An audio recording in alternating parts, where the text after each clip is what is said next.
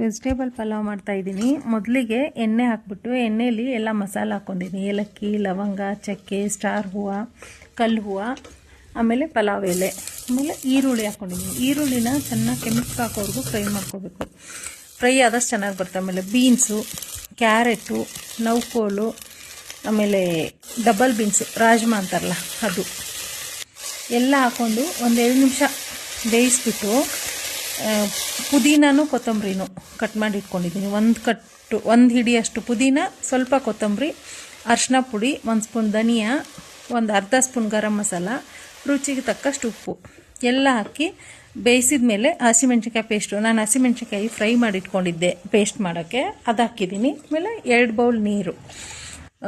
ಅಕ್ಕಿನ 1 ಬೌಲ್ ಅಕ್ಕಿನ ತೊಳೆದ್ಬಿಟ್ಟು ಇಟ್ಕೊಂಡಿದ್ದೆ ಮೊದಲೇ ನೆನೆಸಿ. ನೀರು ಕುದೀತಿರೋವಾಗ ಅಕ್ಕಿ ಹಾಕ್ಬಿಟ್ಟು ಕುಕ್ಕರ್ ಲಿಡ್ ಕ್ಲೋಸ್ ಮಾಡಿ 2 ವಿಷಲ್ ಬಂದರೆ ಬಿಸಿ ಬಿಸಿ ಪಲಾವ್ ರೆಡಿ.